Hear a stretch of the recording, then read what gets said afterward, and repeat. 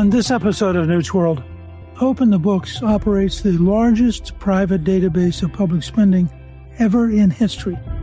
10 billion points of data that includes all federal salaries, line-by-line spending by the feds, all 50 state checkbooks, including their own line-by-line spending each year, plus millions of state-level salaries and pension funds and spending across more than 17,000 municipalities.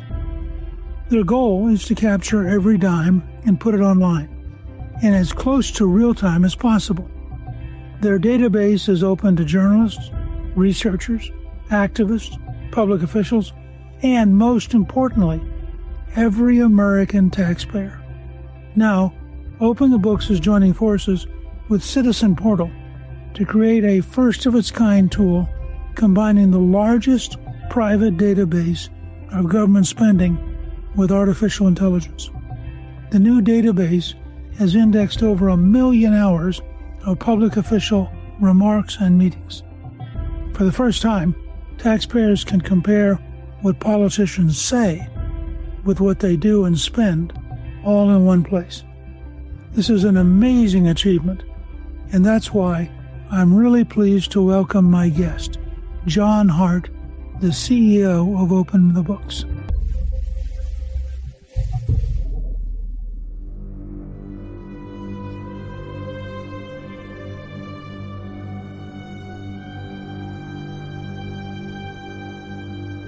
John, welcome, and thank you for joining me on Newt's World. Well, Mr. Speaker, it is an honor and a privilege. Thank you for taking the time to have this conversation. Well, this seems to be a remarkable period for talking about fraud and misspending and corruption. Recent federal investigations uncovered over $1 billion in fraud across several Minnesota schemes, with nearly 100 people already charged. From your perspective, how does something of that scale actually happen? I mean, how do you get to a point where a state government manages to spend $1 billion on fraud? I think it happens because we've lost touch of our founding principles and our first principles. And our founders were obsessively focused on what I view as the right question, which is what is the optimal relationship between the individual and the state? And so when too much power is consolidated in a central government, then fraud becomes a feature, not a bug. And so the system is really set up to be defrauded. And I think what we're doing with AI and technology is so important because we're looking over the horizon and saying, how can we prevent this from happening in the future? And the way to do it, and the simplest way I can put it, is what AI will enable us to do is do pattern recognition on a scale never before possible. And then pattern recognition enables pattern prediction. When you can predict patterns, you can stop them. The Free Press did a piece on our collaboration with Citizen Portal, and Citizen Portal was founded by a guy named Paul Allen, who was a co-founder of Ancestry.com. And what we're doing is combining data sets. So we have the Open the Books data set of all government spending at all levels, again, not just federal, but state and local. And when you merge data sets, that enables you to do correlations that recognize patterns. And so I think we're at a point with AI and technology that is like 1609 when Galileo used the telescope to look at patterns in the sky. He looked at all these points of light and discovered there are these bodies orbiting this other point of light. And that changed civilization. So the underlying project that we're working on, we call it Aqueduct. And that's an allusion to the Roman technology that brought clean water to an urban area, transformed Western civilization, unleashed incredible amounts of human flourishing. If we can bring clean data and clear insights to the electorate, it will revitalize and rejuvenate citizen engagement like nothing in our lifetime. And so we're thrilled to partner with Citizen Portal on this. Now, when you talk about citizen engagement, everyday citizens will be listening to this conversation. What are you talking about, and how would it occur? Right now, people are rightly concerned about AI technology creating what we call a surveillance state, where the state can know more about you than you know about the state. We're trying to flip the script, and the best way to thwart a surveillance state is to create a surveillance citizenry. So we're not suggesting let's delegate our authority as we the people to this mysterious black box technology called AI. What we're trying to do is give you the tools you need to become a super intelligent citizen. So you've got this AI robot on your flank helping you identify and navigate government. So case in point, let's say as a citizen, you're at a town hall meeting. People are rightly concerned about government doing visual recognition and surveillance on individuals. You could take your phone up and look at the politician talking and then immediately have access to all of their votes, all of the things they've said, a deep analysis of the policy positions they've taken that informs you. It's not about delegating authority. It's about investing authority with we the people. And the applications are mind-blowing for what could be done in the very near future with this. You know, this is a rapidly evolving area because of artificial intelligence. You helped create usaspending.gov back in 2006.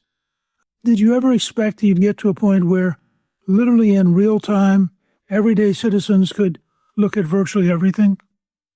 You know, honestly, we did. You know, back in 2004, 2005, and you and I will both remember that well. We're old enough that the Google search engine was a mind-blowing technology. So as a kid, I grew up reading the Encyclopedia Britannica. I pull it off if I was bored in the summer and read. And then all of a sudden, all of the information ever written is available to search online. And, you know, I work for Coburn, and it's wonderful that we're having this conversation because, as you remember very well, Coburn was often your best friend, but also your nemesis. And so it speaks to the power of our system that we're having this conversation all these years later and the shared passion we have for the future. And what we did when Coburn got to the Senate, I was with him in the House, we got to the Senate. He was incensed that you would have appropriation committee staffers hide basic spending data. So he was one of these legislators that actually believed in reading bills before he voted on them. And we would ask the committee staff for reports. So rather than give us a searchable document, they would take an extra step and turn it into an unsearchable PDF. And in response to that, there was an ambitious colleague from Illinois named Barack Obama. And our first plan with Obama, who clearly wanted to have a bipartisan accomplishment, was to get him to moderate his views on healthcare, which that didn't succeed, sadly. We could do a couple of the podcasts on that.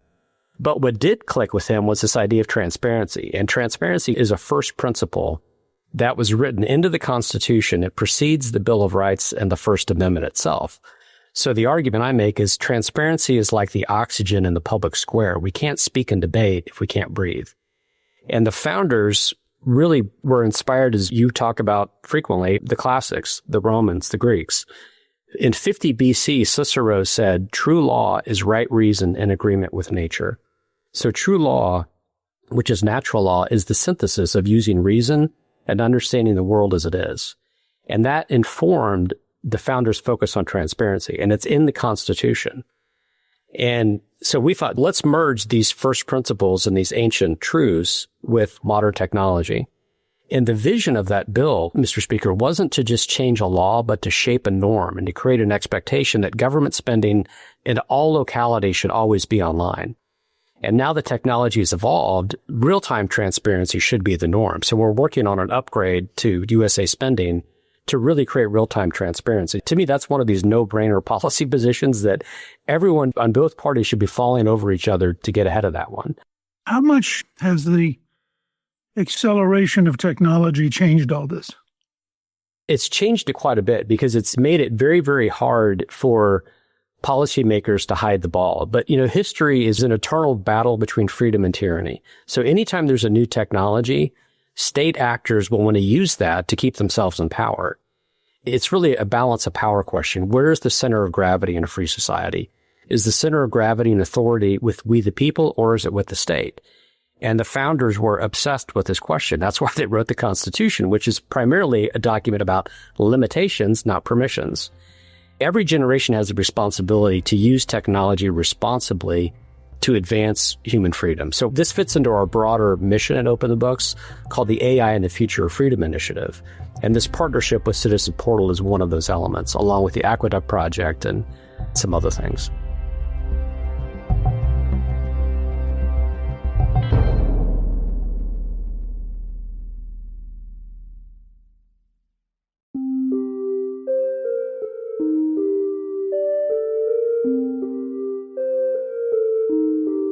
You had a great line when you said, instead of creating a surveillance state, We believe artificial intelligence can create a surveillance citizenry, sort of taking the Chinese model and putting it on its head. Walk us through what a surveillance citizenry will be like. Let's say we merge the open the books data set, okay, and just take one quick step back. Is the way AI really works to demystify the technology, you need three things. You need big data, you need an algorithm, and then you need processing power. And you don't need as much processing power as people think to build the technology.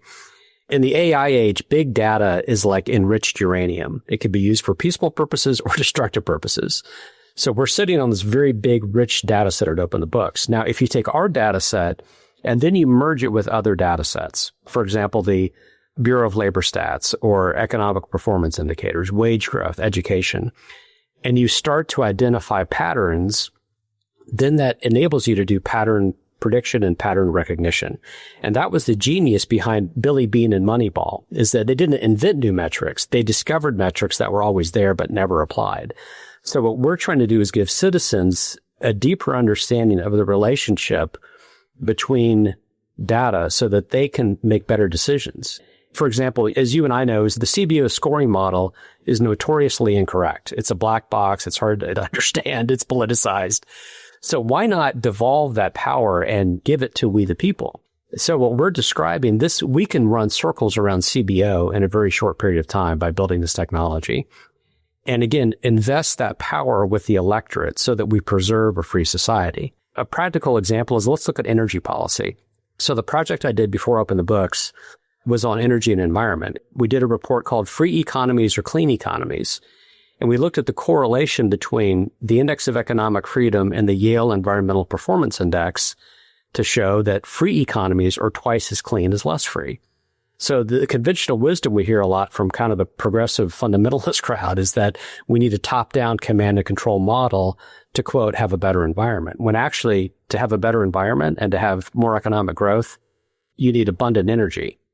That's what the data and evidence shows. We're a 501c3 nonpartisan organization, but I believe in being transparent about worldview and assumptions so people can make their own judgments. I believe in submitting my worldview to evidence, and let's have an evidence-based conversation and let's see whose policy perspectives are the most effective. It ought to be possible to have an artificial intelligence check on CBO where you could ask the artificial intelligence, given this data, what do you come up with?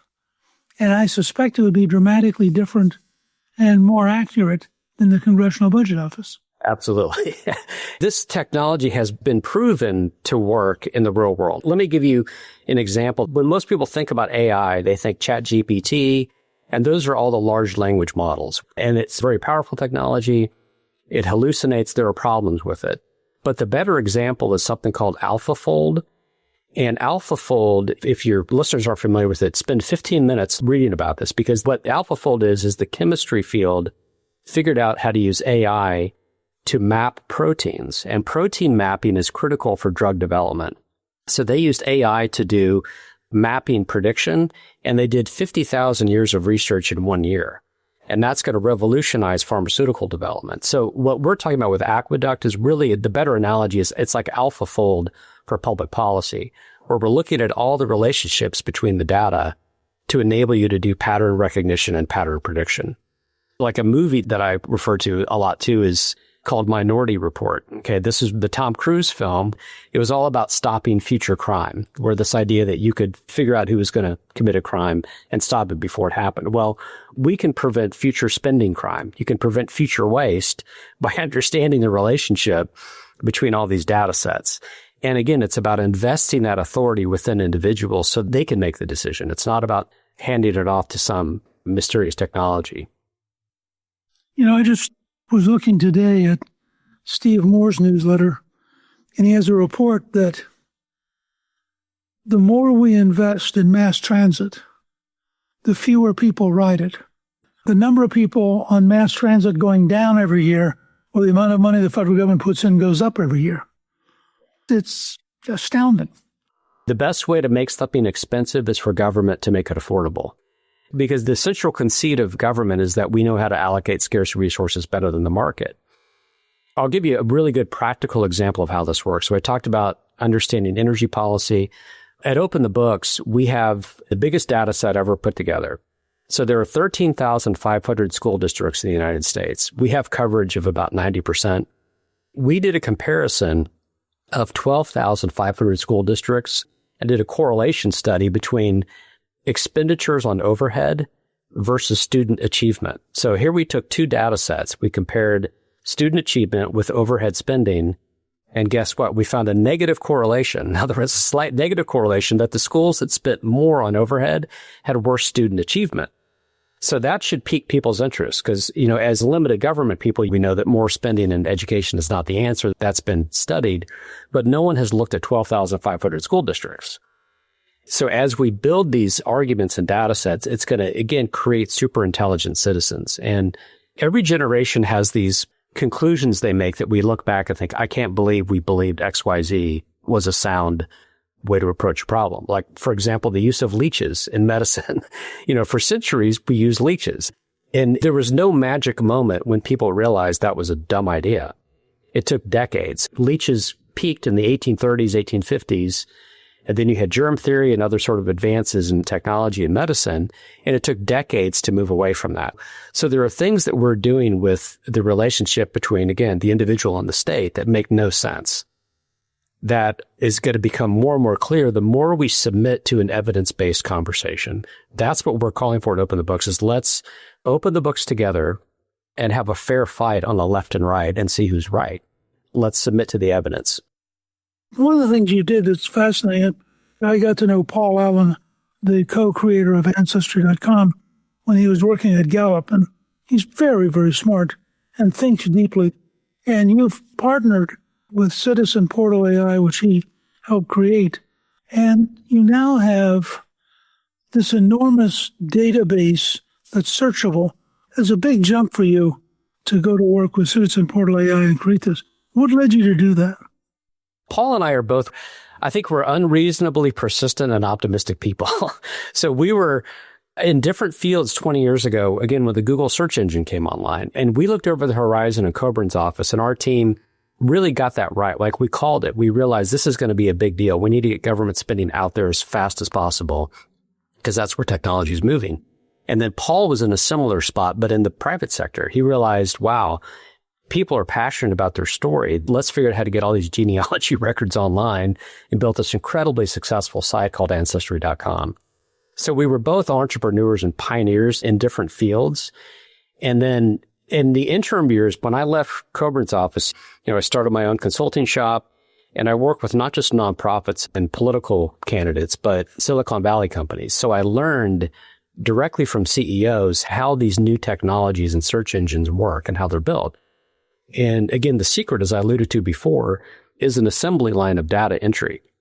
When Adam Andrzejewski unexpectedly passed away a year and a half ago, I was involved in Open the Books for years, but that tragedy happened, and the board asked me if I would come in and lead the organization.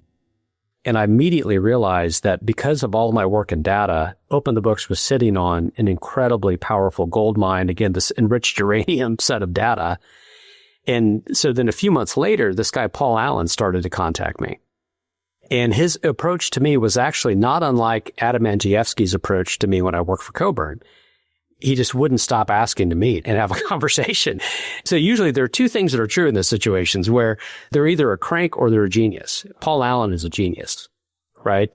Very smart, very principled, very fundamentally decent person.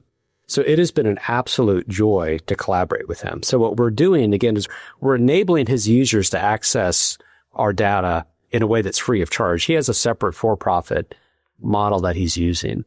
But to me, it's a natural partnership. The reason we've collected all this data, again, and the whole genesis of the Coburn-Obama bill was we wanted to keep the center of gravity and authority with we the people. Again, that's the timeless struggle throughout history, this battle between freedom and authoritarianism. So it's really a natural outgrowth of that belief system that led us to work together. This is one step. Paul has built a fabulous tool that is really designed on the user interface, but what I think is going to be transformative over time is the back-end Aqueduct project, which is the merging of all the data sets. So it's the merging of these different sets that, again, are like Galileo looking at the stars over 400 years ago. we're still doing pattern recognition, pattern prediction based on that technology. We're in a renaissance moment with representative government.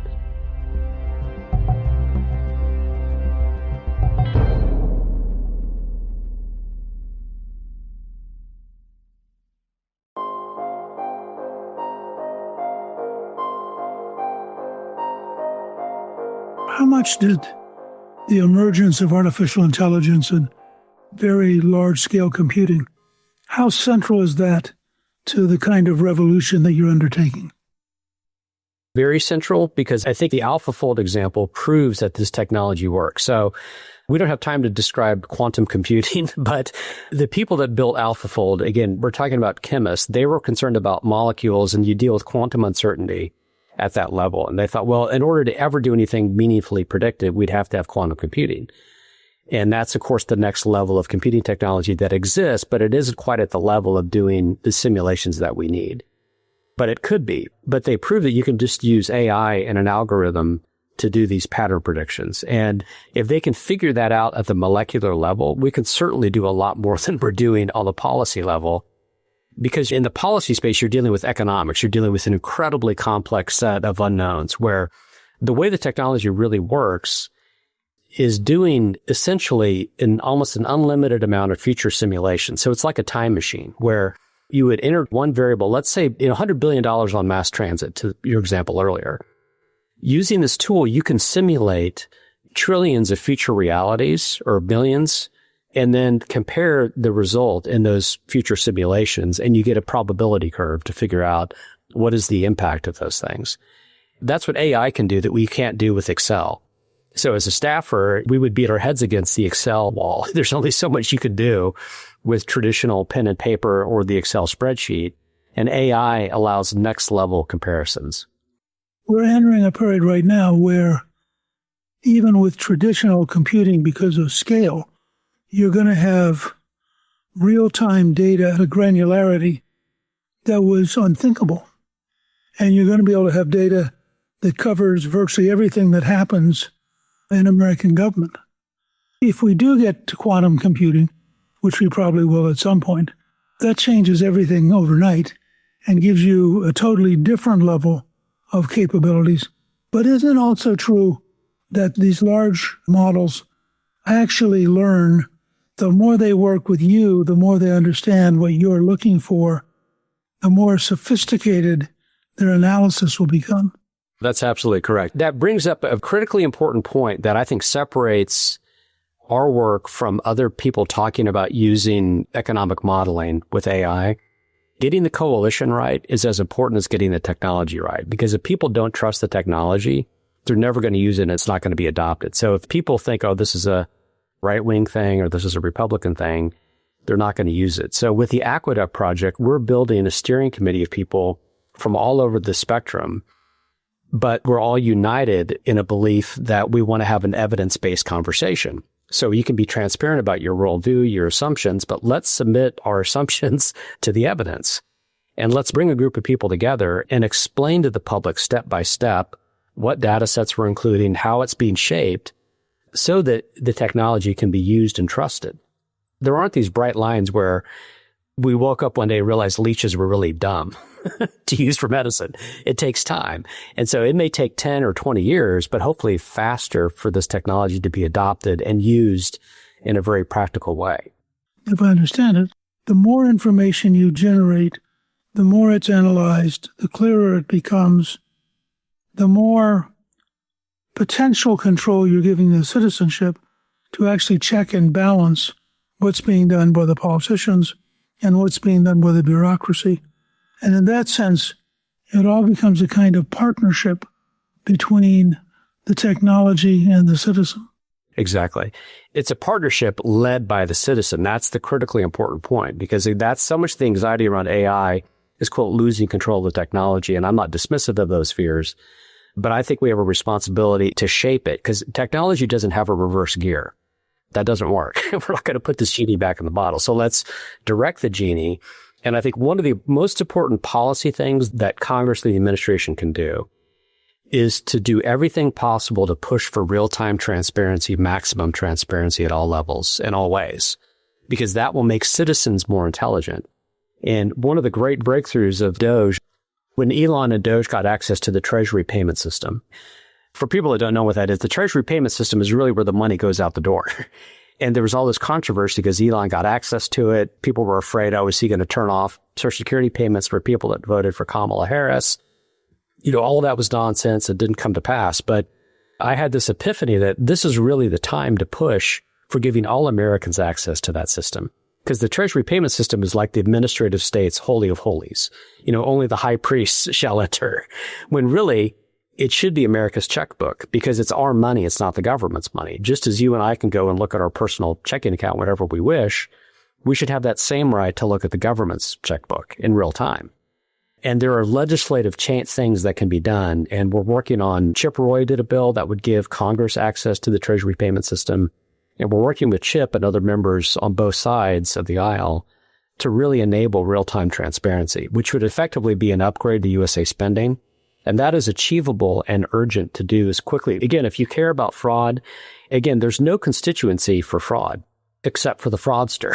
They're the only person benefiting from it. So if you're on the left or right, there's no reason to be against greater transparency. You've worked at this a long time. You clearly have a general vision.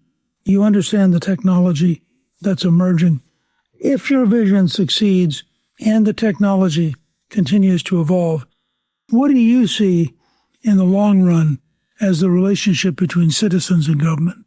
I really see we're at the most important renaissance point in hundreds, if not thousands of years. 2,000 years ago, Cicero said true law is right reason in agreement with nature. He made assumptions about nature that science has proven over and over again, that we know that systems flourish when there's balance. For example, when you think about astrophysics, the Goldilocks zone, okay? For a planet to have liquid water, it can't be too close to the sun. It can't be too far away. For a star to form, you can't have too much gravity because then it becomes a black hole. Or if you don't have enough, it never forms and everything's just flying around chaotically.